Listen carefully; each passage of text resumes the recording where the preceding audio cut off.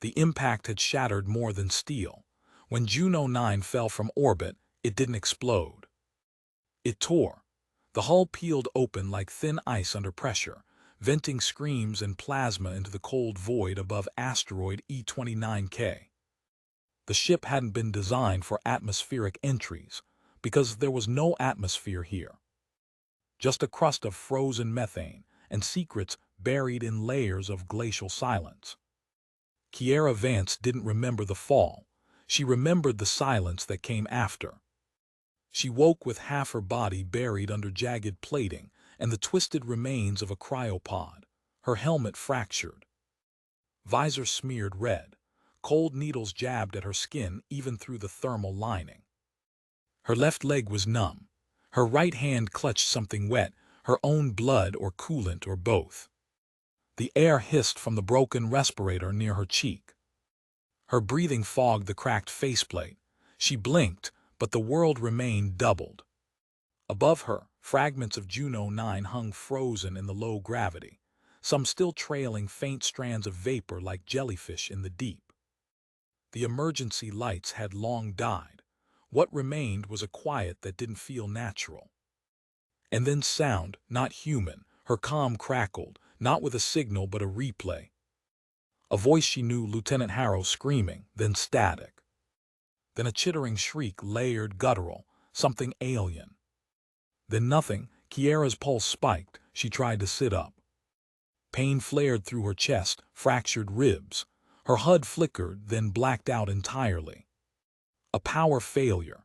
She spat blood into the inside of her helmet and dragged herself free from the wreckage using only her elbows.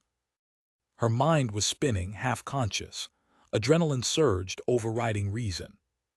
How am I still breathing? The question answered itself a moment later as she looked around. She was no longer under open sky. The crash had ruptured the asteroid's surface, splitting open a cavern beneath the crust. She wasn't on the ship anymore. She was inside it, the nest. A wet scuttling sound echoed behind her, faint, measured. Rhythmic. Kiera turned her head slowly, her breath catching. A spider the size of a human skull was crawling toward her, its legs crystalline, clicking on the ice like knives. Translucent, glistening. Its abdomen pulsed faintly with bioluminescent blue, revealing internal organs that looked disturbingly engineered. Its eyes, 6 black orbs, stared directly at her. Her body moved on instinct. With her uninjured arm, she grabbed the nearest piece of metal, jagged, carbon-warped, and swung. The impact cracked the thing's body in half. It let out a noise like boiling steam and collapsed, twitching. Green ichor splashed across her glove. She didn't wait. She crawled, pulling herself along the icy slope, toward a sliver of dim light bleeding from a fracture in the cave wall. Each meter was agony. Her suit alarm buzzed, core temperature dropping, internal bleeding detected, oxygen saturation unstable. She ignored it all, survive first, scream later. By the time she reached the wall, her hands were shaking too much to grip. She slumped back to the ice, letting the fractured light above fall across her helmet. She could see the sky, but she wasn't out. Something moved in the shadows, more of them. Silent, fast, low to the ground, a cluster, 10, maybe 20. Crawling from beneath the ice as if born from it. They didn't hiss. Didn't growl, they just watched, waiting. Kiera's fingers closed around the shard of metal she'd used. She pulled herself upright, barely. Blood trailed down the side of her suit in frozen rivulets. Her lips cracked as she breathed. Her heart thudded against cracked ribs. She looked at the swarm, at the shapes closing in. And then she laughed, dry, broken, more cough than voice. V letter 1EAD, Y la chung mai kong, and distroke letter 1E7, R letter 1ED3, Aya. They didn't understand her words. But maybe they understood her intent. She raised the shard, a twisted blade of her fallen vessel, her history, her failure. Her last weapon. As the first of the ice spiders lunged forward, Kiera Vance stood her ground. Alone, bleeding, alive, and ready to burn every one of them. Before the fall, before the silence in the swarm, there was Kiera Vance. Born in the rust-red womb of Mars 4, an underground survival colony laced with failing oxygen lines and too many memorial walls, Kiera was the child of a burned system. Her parents, both life support technicians, died in the Great Leak of Station 9A. When an oxygen tank fractured at dawn, and a single spark from a faulty panel turned the corridor into a crematorium. She was 6. She remembered the heat, not the flames. The silence after, not the screaming. She survived because she had crawled into a broken waste duct to chase a floating toy, a tiny plastic mantis that blinked when touched. When they found her 6 hours later, she wasn't crying. She was listening to something no one else could hear. At first they thought it was shock, then came the tests. The scans, the endless questions.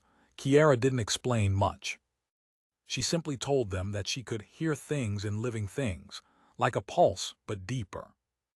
Not a heartbeat, an electrical presence. The Martian Science Corps called it electroempathic perception. A rare neurosensory mutation, possibly triggered by prenatal exposure to low-gravity radiation. It let her detect the electromagnetic patterns of organic life, even through metal, even in vacuum. Even when a creature hadn't yet moved, they wanted to train her. Instead, she asked for books. By 15, she was designing autonomous nutrient webs for deep space crops. By 20, she had mapped the neural conductivity of a Ganymedian lichen. Earning a bioengineering post at Cell Tech Defense, the most controversial bioweapons contractor in the inner systems. They didn't want her for her ethics. They wanted her because she could detect what other sensors missed. They assigned her to a project they called Project OMI, short for Organic Modular Intelligence. The idea was simple: build biological drones from alien DNA samples harvested in the outer Kuiper fields. The execution less so. Kiera watched the first prototype die screaming inside a sterilized cube. She watched the third one kill a handler through 6 layers of shielding. By the 5th incident, she stopped watching. She left Cell Tech without ceremony, citing moral misalignment and systems failure risk. But truthfully, she was done watching living things be made to suffer in the name of weaponization. She joined Juno 9 not for salvation, but for silence. A deep space survey vessel built for exploration, not conquest. A mission to map uninhabited asteroids, tag resources, and send back logs to Earth.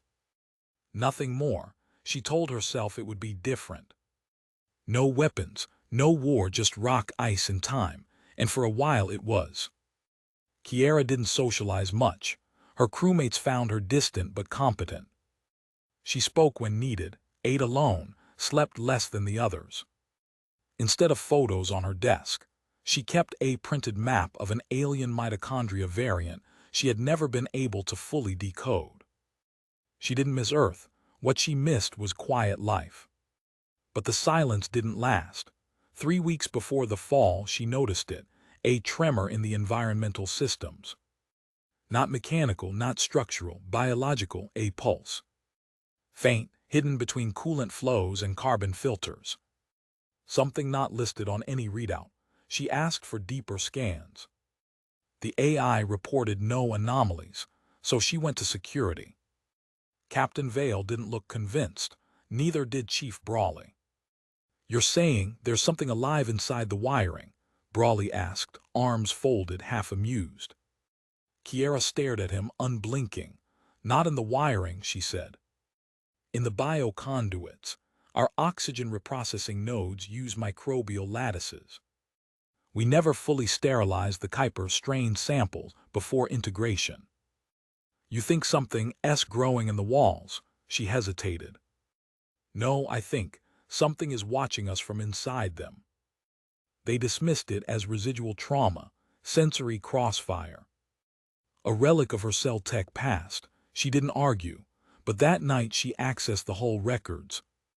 Manually checking, every live feed through the maintenance cams. And on the 12th loop she saw it, not a face, not a body. Just a shimmer behind a vent panel in Cargo Bay 2. A distortion, like a web woven not with silk but frost. Growing, breathing. By the next morning, the cameras in that bay had gone dark. She filed an incident report. It went unanswered. 2 days later, the engineering subdeck lost pressure. A misfire, they said. Thermal fracture from a solar spike. But Kiera saw the pattern. Faint electrical ripples in the walls. Motion without movement. Heat trails where there should have been nothing but cold. She tried to trace it, but it moved faster than the diagnostics. It moved like it knew she was watching. Hours before the crash, Kiera stood in the lab alone, reviewing the biofeedback logs. Her eyes bloodshot, her fingers still, her breathing slow. Something was changing, something was building.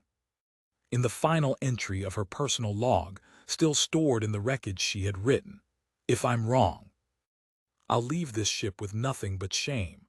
If I'm right, I may not leave at all. There's a presence in the bones of this ship, not alien, not human, something in between, and it's learning." The final image captured on her scanner feed, before the fall, was a patch of ice forming unnaturally in the thermal grid of the forward maintenance corridor, a web. Delicate, geometric, and growing.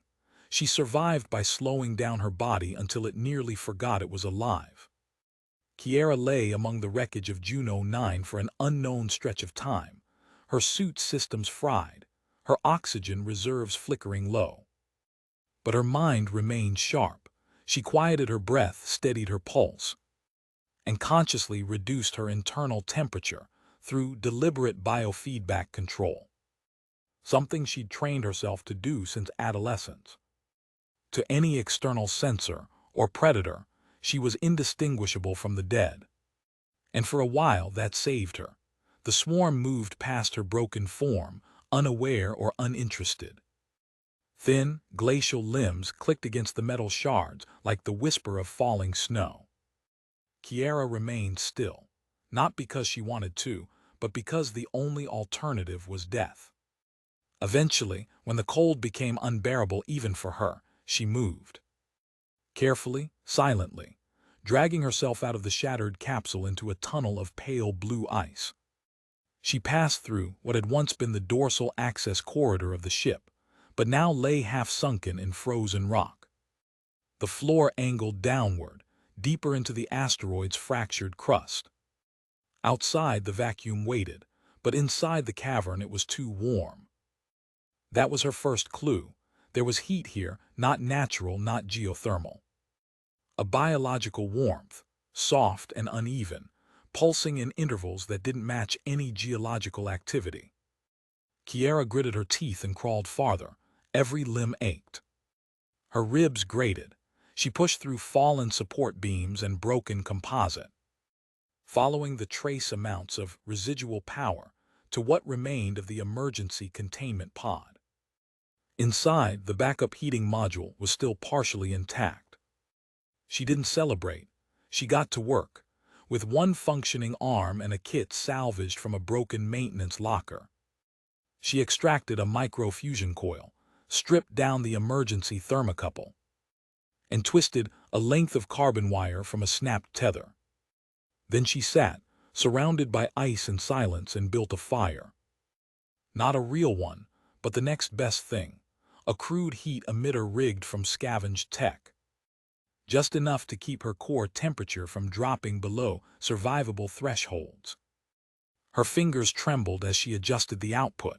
The coil began to glow, dim orange, then red.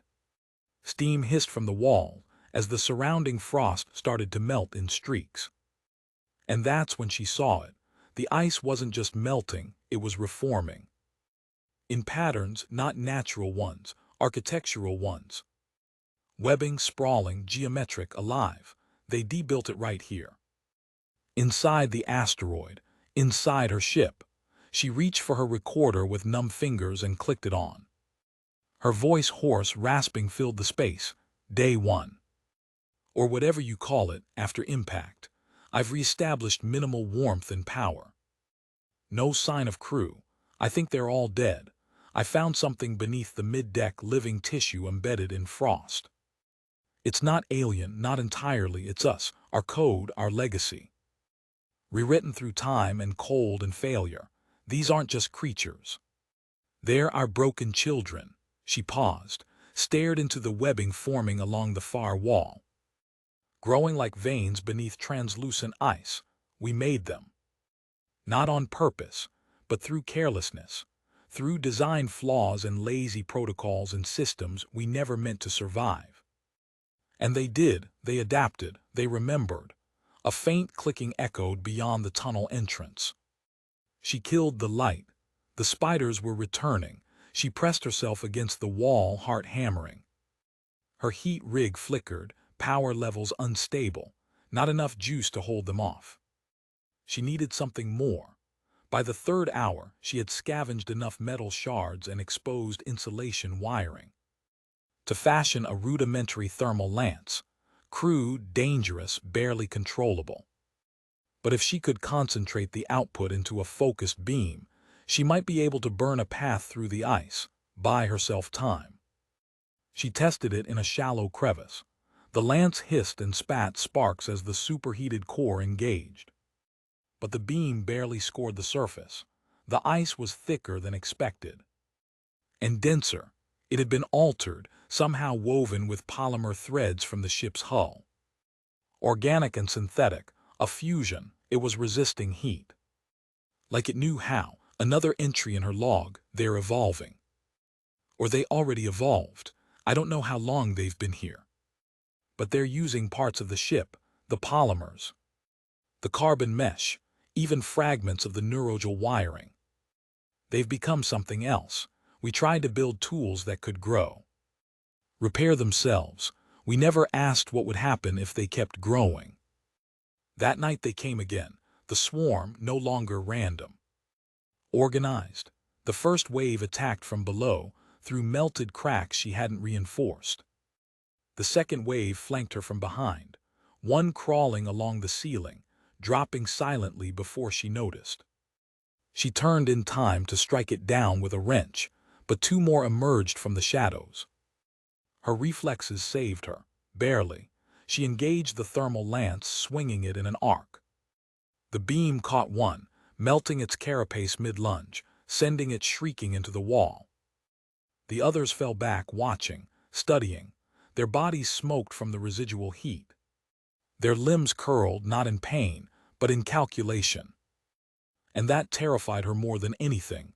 They weren't just attacking. They were testing. When the swarm retreated, she slumped against the wreckage, chest heaving, pulse hammering. She stared into the shadows they left behind and whispered, "This isn't a hive. It's a school." The heat ring lasted 3 hours.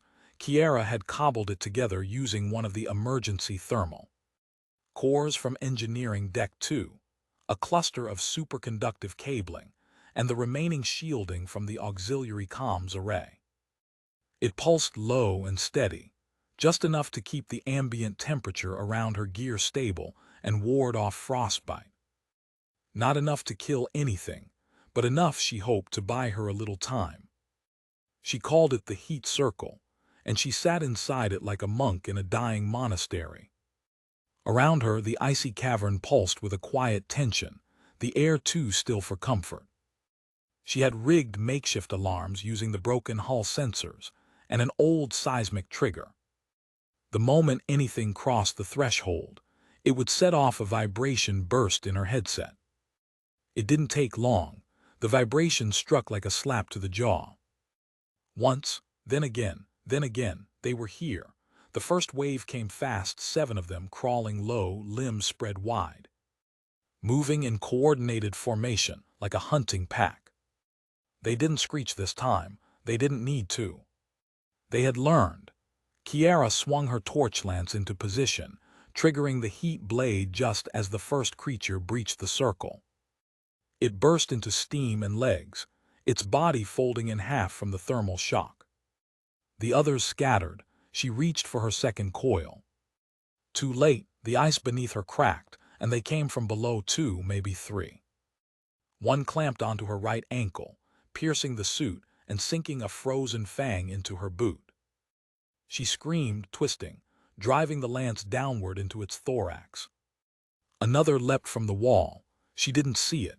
It hit her side like a hammer, dragging her out of the heat ring and into the cold. The torch lance fell from her grip, skidded, vanished into the dark. She was outside the circle now. Alone, unarmed, they surrounded her. 10, 15, maybe more, she couldn't count, could barely see. Blood filled her mouth from where she'd bitten her tongue. Her suit was losing pressure, her vision swam, and still she stood up. Her hand reached for nothing, her mind reached for everything. She closed her eyes, let her breath slow, then she listened. Not with ears, with her gift. The electrical hum of the swarm enveloped her, a chorus of biological signals. Sharp and uneven, clustered and syncopated like erratic drumbeats. Their neural rhythms weren't chaotic anymore. They were patterned.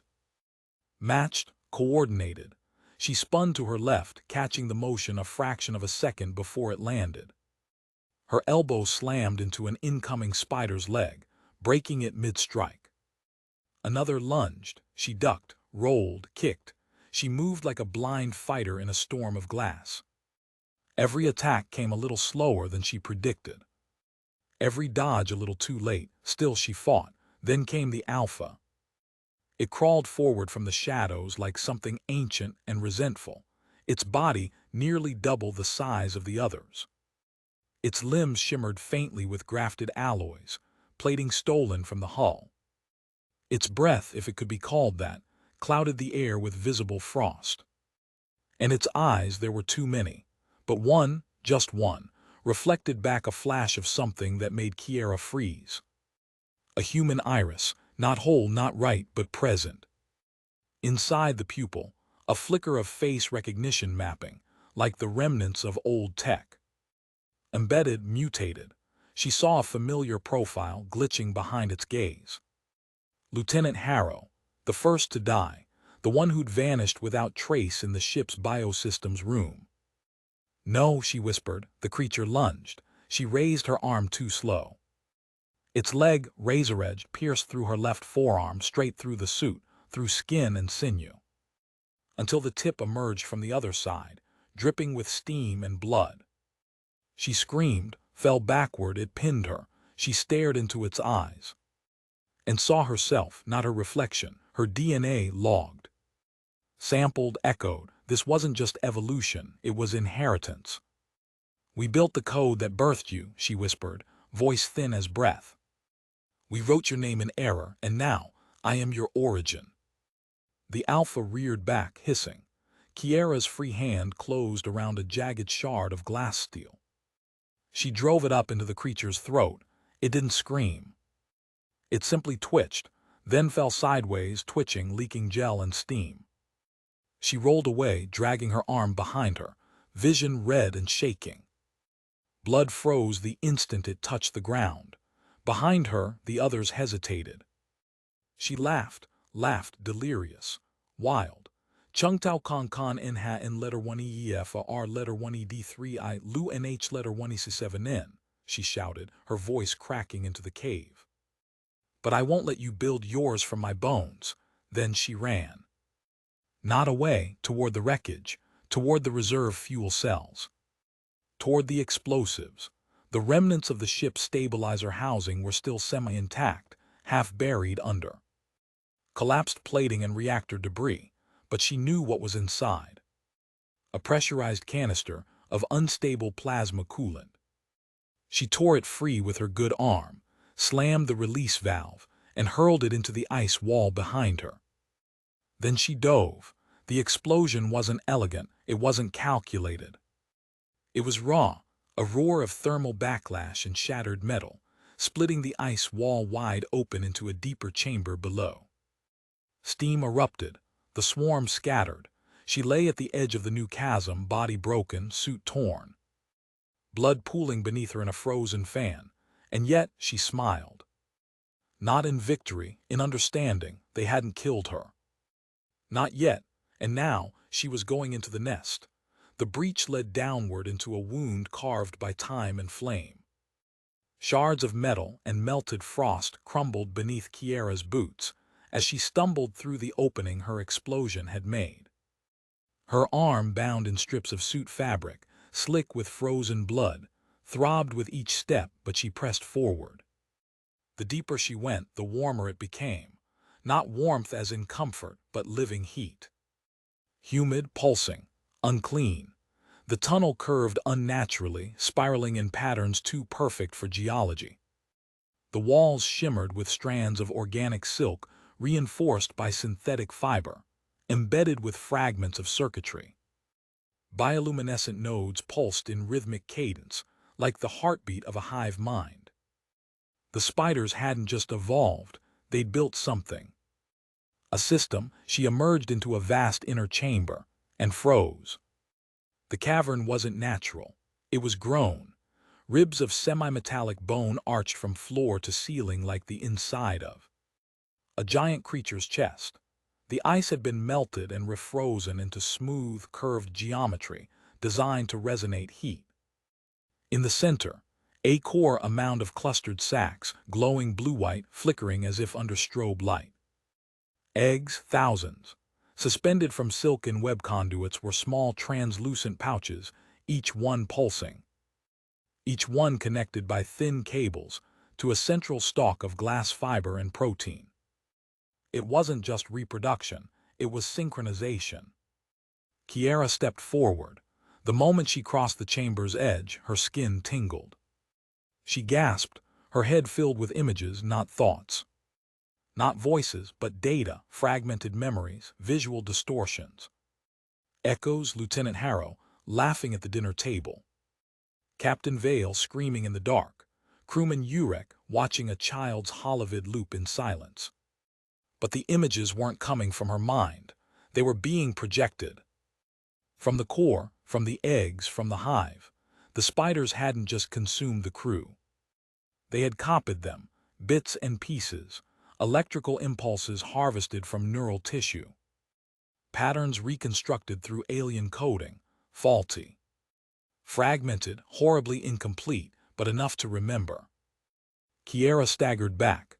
She looked at the sacks again and saw one flickering with a smile. A face, her own. A voice in her mind whispered, not from the nest but from memory. They're not just creatures, they're copies of what we left behind. Echoes of us, with no one to tell them who they were. She dropped to her knees. Her mind reeled. They didn't choose to become this. They didn't even understand what they were. I didn't come here to kill or save, she whispered aloud. But if I walk away now, there'll be more. These things will spread. They'll learn faster. They'll take everything we were and twist it into something we can't undo. She pulled off her oxygen tank, checked the pressure. Just enough. From her salvaged pack she withdrew a severed containment coil barely functioning, and a chunk of reactor shielding, half melted but still holding residual energy. Wrapped tightly in heat-resistant tape, bound with sensor wire and a manual trigger coil, it would have to do. She had no tools, just instincts, rage, grief, and resolve. She began assembling the weapon. A flamethrower crudely built from an oxygen tank, high-pressure duct tubing. Ignition contacts from a burned sensor array, and a shard of hot fusion rod serving as a makeshift reactor spike. It wouldn't last long, but it would burn. As she twisted the last seal, a voice echoed in her mind again. This time not from the nest, from her memory, Urek. His voice, gentle, reassuring, real. If it had been me, Kiera, would you have forgiven me for becoming something like this? She paused. In her mind she turned to face him. No, she whispered, but I wouldn't have let you keep killing either. He nodded just once and was gone. The weapon clicked. Ready, Kiera stood. She walked into the center of the nest. No resistance, no attack. The spiders watched, not from anger. From recognition. The central stalk, the data spine, flickered as she approached. One last pulse ran through the net of memory, one last echo. Her own face, reflected in the surface of a nearby sack, flickered for half a second. Then she pressed the trigger. The jet of flame roared to life, blue, white, orange, scorching the air, igniting silk. Cooking membrane. The hive screamed not in sound but in collapse. The heat overwhelmed the eggs instantly. Webs curled and snapped. The walls blistered. The floor began to boil. Kiara held the torch steady. Unmoving, the first spider leapt forward. She caught it midair with the full stream. It exploded. Another charged. She stepped back, burning it before it reached her. One tried to climb the ceiling. She turned the fire upward. It fell smoking, but the swarm didn't retreat. They surged. She didn't back away. She planted her boots against the stone, leaned into the fire and held the line. Her skin blistered beneath the suit. Her vision swam. Her breath came in gasps. The tank was running out. She locked the trigger and let it burn on its own. Then she turned, walked toward the entrance, but halfway through the threshold she stopped. The exit tunnel was narrow, just wide enough for one. The swarm would survive if even one escaped. She looked down at her trigger.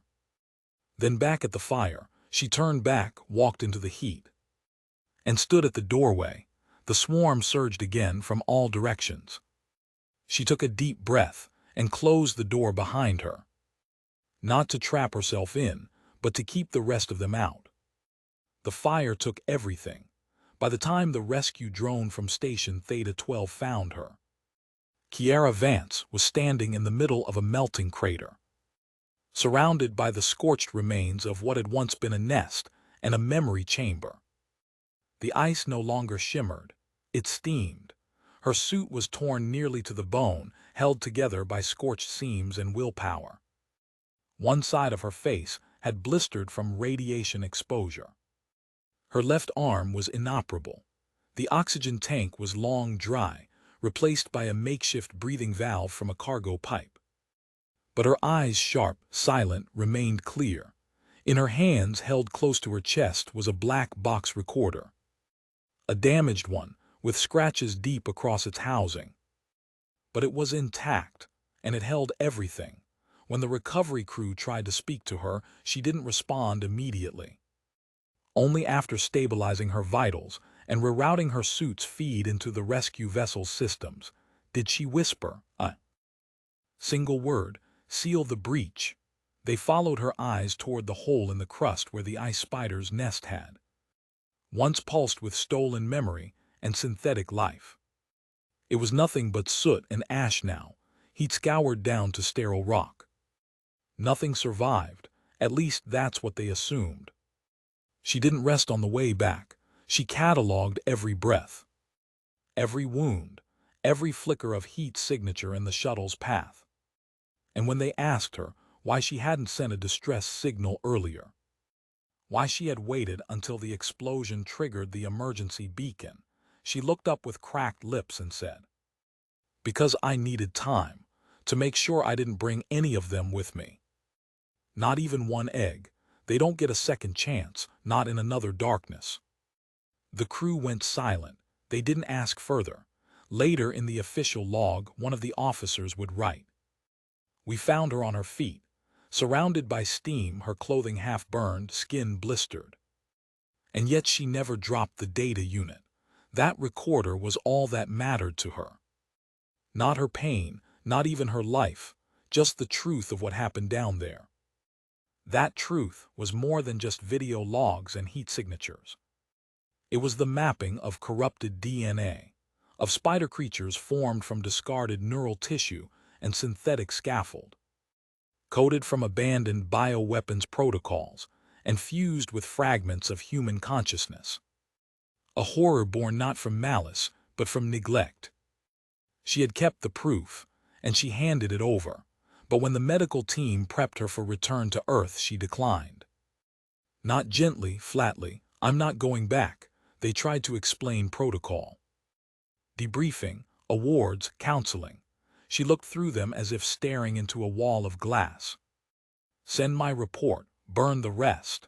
She requested immediate reassignment, not to a military facility, not to a station with people or titles, but to Arcia Base, an isolated monitoring outpost on a frozen moon 2 jumps from the site. There, she said, she would spend her time rewriting the biological archives, correcting what had gone wrong, erasing the code no one had questioned for decades. The bureaucrats didn't understand, but they agreed. Because what else do you say to someone who walked through hell alone and chose to stay near the fire? 3 months later, a long-range satellite from Mars Relay captured an image of her on the surface of the moon. Walking alone, through pale frost and gray dust, wrapped in a patched-up coat, her body still healing, her boots cutting narrow paths into untouched snow. In her gloved hands was no data slate, no holographic pad, no transmitter, just a notebook, handwritten, leather-bound, marked with smudges and page corners worn thin by thought. Inside, she was rebuilding a language of life, one cell at a time. She did not speak much to the outside world. When a supply shuttle came every 3 weeks, she offered only nods and curt thanks. When asked why she stayed, she answered with something simple: because something grew where it shouldn't have. And someone has to remember what it cost. They respected the silence. Sometimes, at night, she would step outside the dome and look up at the stars. She didn't search for Earth or for home. There was no home for her now. Only purpose, and beneath that peace, not the kind born of triumph, but the kind that arrives only after you've made the decision no one else was willing to make. To destroy what you helped bring into the world. To take responsibility for what was never truly yours, but might have become your legacy. The nest was gone, but the memory remained. And she would carry it, quietly, precisely, like a genetic map etched into bone, until the day her breath ended on this cold moon. Kiera Vance, not a hero, not a soldier, just a woman who listened. And when no one else could see the danger, she lit the match. This was not a victory of technology. There were no medals, no banners, no digital monuments encoded into orbit. No great machines reclaimed her name. No histories sang her survival. Because this was not a triumph of power, it was a triumph of choice. Kiera Vance didn't destroy the ice spiders because she hated them. She destroyed them because she saw what they truly were. Not enemies, not monsters, but reflections, terrible reflections, of what humanity had once built and then forgotten. The greatest horrors are not born in alien stars or hostile soil. They are born in our neglect, in our need to invent, to optimize, to replicate without stopping to ask, why? The spiders had no war cry, no code of violence, no creed. They simply grew. They absorbed what surrounded them, code, memory, heat, loss, and imitated it. Like children repeating broken songs, they never learned the words to. They were tragic, not evil, unfinished stories forced to evolve in the absence of their authors. And Kiera was one of those authors, not directly, but as a product of the world that built them, as someone who once worked for the very systems that played with life. Like a toy, she had inherited that legacy. In the deepest part of the hive, she'd seen her face in their memory webs. Flickering, unstable, but real, that was the turning point. She could have walked away, could have left them to rot or spread or die in their own entropy. But she didn't, because walking away was what had created them in the first place. So she chose the only path that remained. She stayed.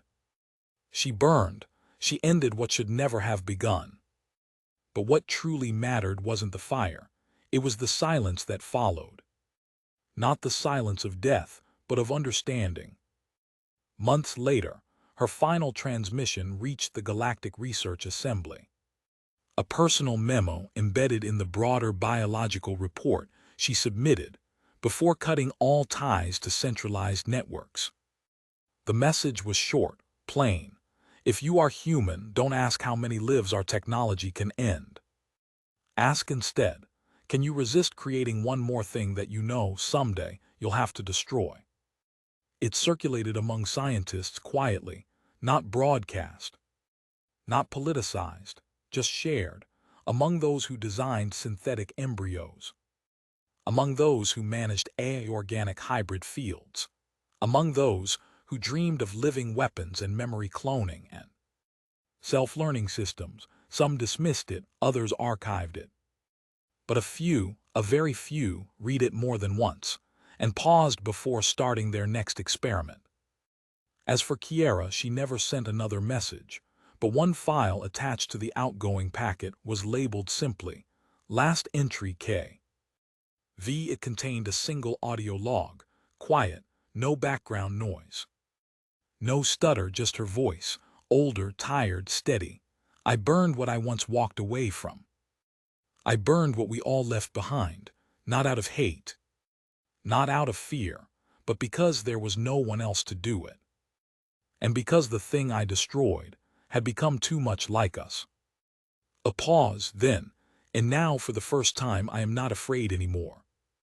She never explained what that meant, but perhaps she didn't need to. Because fear is not always about dying. Sometimes fear is realizing that we've given life to something without giving it meaning, that we've unleashed machines and organisms and hybrid thoughts into the universe without first asking, should we? Kiera was not a hero. Heroes come back. Heroes are cheered. She was not made for applause or remembrance. She was made to listen. And when no one else could hear the echo growing in the dark, she became the voice that answered. A single breath in the void, a final match struck in frost, and the choice to end it so that perhaps something else could begin.